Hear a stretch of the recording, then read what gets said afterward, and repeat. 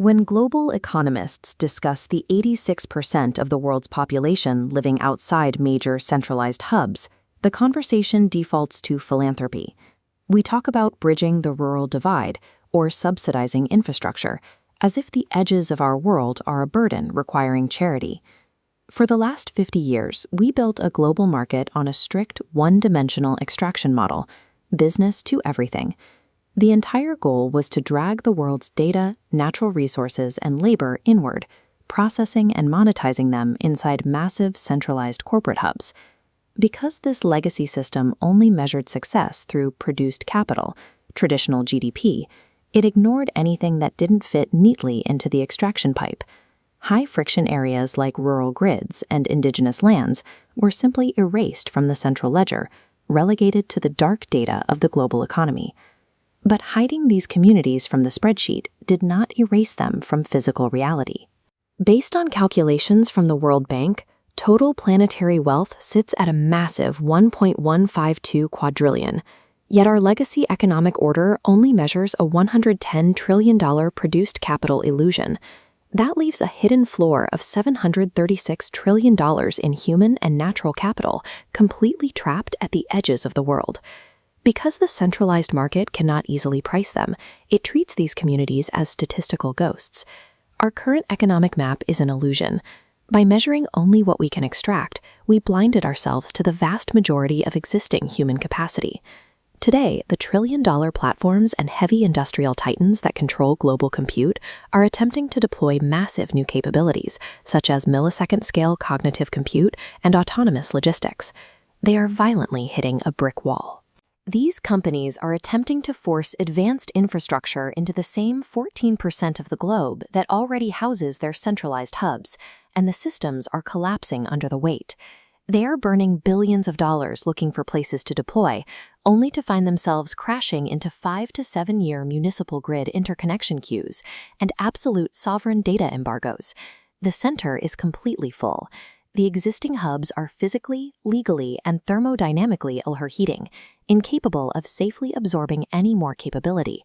These technological giants face an existential threat rooted in physical geography. They have simply run out of space to put their machines. To understand where this capability has to go, we have to look at poverty through the lens of physics, starting with Nobel laureate Amartya Sen's concept of capacity deprivation.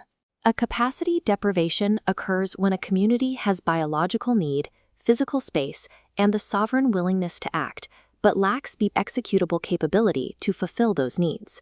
When we apply Dr. Adrian Bajan's construct a law of flow systems to this economic concept, we see that a lack of capability is not a dead end. It creates an active thermodynamic vacuum. When you have massive pent-up advanced technology trapped inside an overheating center, physics dictates that the energy naturally wants to rush into that empty space to equalize the pressure. The marginalized edge of the world represents a frictionless deployment zone, where supply and demand naturally balance according to the laws of physics. If physics dictates that capital and technology should flow outward to the 86th, our 20th century autonomy operated entirely as what sociologists term an ecosystem, a model where centralized silos maximize their own internal metrics by ruthlessly extracting from the periphery. The physical and cyber extraction is constant. When the center brings new technology to the edge, it typically means local water is drained to cool a data center, local data is scraped, and all profits route back to a distant corporate headquarters. The marginalized edge acts as a biological oracle, the living authority on the truth of its own environment. After decades of witnessing this extraction, these communities recognize the pattern and react accordingly. Communities throw up defensive walls to protect themselves. They block zoning permits, pass aggressive data embargoes, and wholly reject the incoming technology. The physical vacuum exists, but the technology is legally and socially blocked from entering it, because the legacy architecture is inherently parasitic. You cannot bridge this divide with a corporate ESG brochure or a philanthropic PR campaign. A community won't surrender its sovereignty on the hope that a tech monopoly behaves nicely. To safely route advanced capability to the 86%, trust has to be elevated from a fragile promise into a mathematical, hard-coded architectural constraint. We have to shift from an ecosystem to an ecosystem. For global hyperscalers and heavy manufacturers to survive, they must execute what macrosystemic architectures call the edge-light transition. Instead of trying to force another 1 gigawatt data center into an already stressed urban hub, they decouple their algorithmic intelligence from their massive centralized physical infrastructure. They dynamically route their capability directly into those historical thermodynamic voids. Viewed through this lens, the rural divide functions as a high-resolution map of where capability must route next. Success for the global economy now depends on abandoning the greenfield fallacy, the idea that we can keep building heavier centralized silos.